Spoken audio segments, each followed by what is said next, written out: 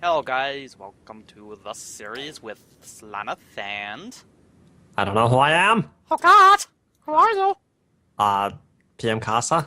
Oh, a woman. What? What? Anyway, why Continue. don't you explain what you're going to be doing? I don't know. I'm reading a fan fiction on fanfiction.net. It is originally in Spanish, but we have translated it to English for this. And by we mean Google. Yes. Quick disclaimer, we are not doing this to make fun of the author who did this, we're making fun of the translation itself. Yeah. So, Like what most people do with Yeah. stuff. yeah, so if the author of this somehow sees this video, we're not making fun of you, we're making fun of the translation. We're sure your work is great in its natural language. Probably. We just find the translations funny, so Yes. it's not your fault. Blame Google. Damn it, Google. Anyway, I mean, we love you, Google. Don't fire us or something. I don't know. We don't work for Google. What the hell am I talking about? Should I start now? we'll probably make this more of a series depending on how people accept it. I don't know. Anyway, yes, why don't you start? Right. So, the fan fiction in question is To the Limit by Iron Hallowell. Oh, and Irvin. another disclaimer, I won't know what he's saying at all because I have nothing open on my end. Because you're kind of busy playing the game for filler shit. Indeed. Which means you guys aren't going to see anything either that I'm reading. For all you know, I'm making all this up. Which case it's more epic. That would be kind of scary, actually. Anyway, To the Limit by Iron Hallowell.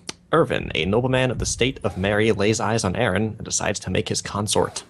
Aaron accepts his fate, but the arrival of Revi, brother Irvin, will put his world upside down. It's an alternate universe /lemon /mpreg /Revi x Aaron. Oh god.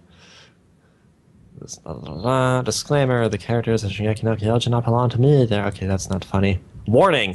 Lemon. I still don't know what that means. Me neither. Or what mpreg is.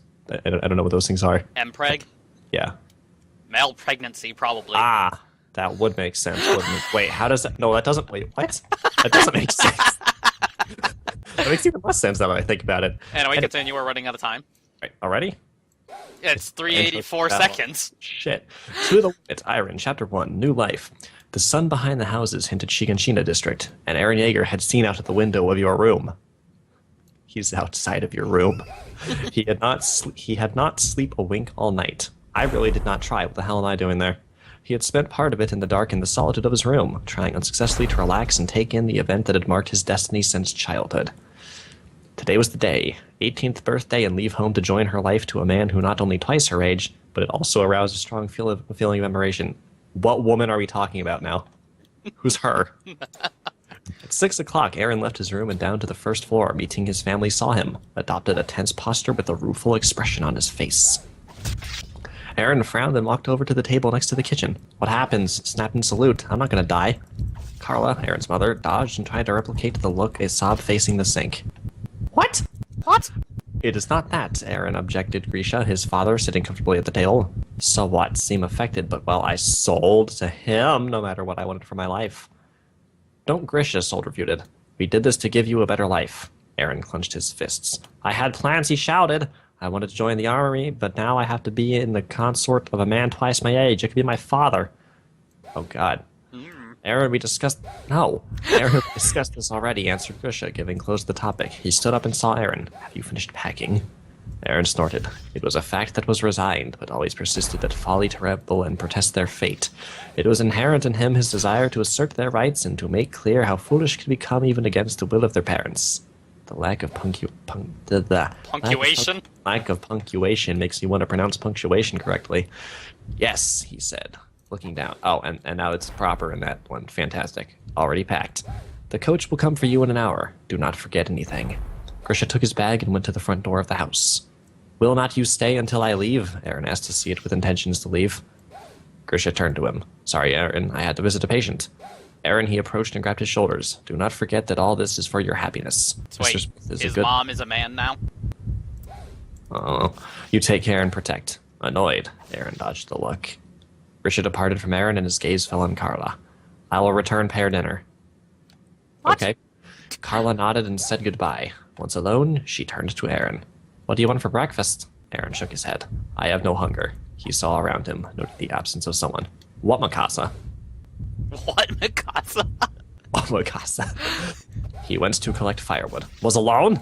Carla Aaron could not... Wait, who? Oh, Carla Aaron. Could not stop when he ran out of the house and disappeared down the street. He was fast, and when he tried to shirk their responsibilities or get rid of nagging. That's not a sentence. That's not a sentence. In the vicinity of Shiganshina, in the northern sector of the district, the other side of the Wall of Mary, was located a vast plain of green meadows. Aaron used to spend much of his free time in that place. He liked the quiet he could breathe in that land without pressure or responsibilities. Yeah. Under the shade of a tree, he let his mind wander in the stories I used to read and listen to those who had been lucky enough to travel the world. I didn't read shit. Aaron wanted to see the sea, but mainly wanted to travel. To be free and not live behind walls, like cattle. Are you trying to be poetic now? Nah. Wars and conflicts between neighboring countries had made the existence of imposing walls was necessary to repel an enemy attack. But even within the kingdom had unleashed a civil war that had forced the crown to take drastic measures and delimit the land and states with 3 walls: Mary, Rose, and Sheena. Sheena. Whatever. I hear it Sheena, but I also hear it Sheena. No, I don't. The wars had claimed hundreds of lives over the last 100 years, and there seemed to be signs of an end to them. There's an end? Apparently. Aaron and Mikasa spotted along the creek that flowed into the side of the wall that divided the state Shiganshina Mary. It was the main aspect that supplied the district. Mikasa, Aaron's call made her return and stopped collecting dry wood to take home. She seemed unfazed by the arrival of Aaron. Mikasa, he repeated, "Why did you come alone? Did it assume that always come to collect firewood?" "Today is different," she said, so grim and distant. "Different? Today you will go," Aaron snorted. "Do you also treat me differently? What's wrong with everyone? I'm not leaving forever. It'll be like you're forever. Will you go with this man? Keep far from us. We forget. Stop speaking in tongues, Mikasa." "Never." Mikasa, he grabbed her shoulders and forced him to see into his eyes. Thought you were "Remember gonna say this. Sue. No matter what happens, never forget you. I don't think she's going to forget herself. We are a family. But you will go, and it is precisely because I want to. Well, fuck you too, Aaron. He wants to leave, apparently. Indeed. That's a new development. Mikasa, usually with an expression remained unchanged, seemed to react to the words of Aaron and hid half his face under the scarf he had given her when they were children. Why are you hiding his face? That's not helping. It's like, I don't want you to go. We'll suffocate you.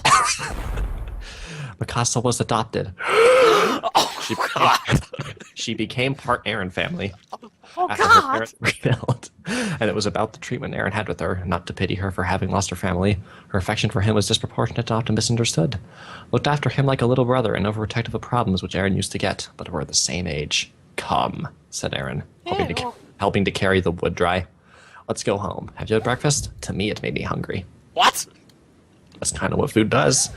Unless you're, I was going to say fat, but I guess full would make more sense. Mikasa followed Aaron, said nothing. I knew it would be the last day they would share together before he left to start a new life. I did. Apparently I'm psychic. Sweet. What time are we at? 30 seconds. Might as well go ahead and start your outro. It's just kind of a break here in the story. I can just, like, put them together. Or no. Or time skip. Just do it in separate parts, do it professionally. Well, I guess this ends the first part. In the next part, he will continue the beautiful We're story. not even halfway through chapter 1 yet. Oh, and there's like, what, 6 chapters, or maybe more, if I remember correctly? Yeah. I don't know. I don't feel like checking. All I saw of it was the chapters. This should be fun. Anyway, I guess on to the next part. After you rate, subscribe, and all that kind of happy crap. Bye. No! Aw.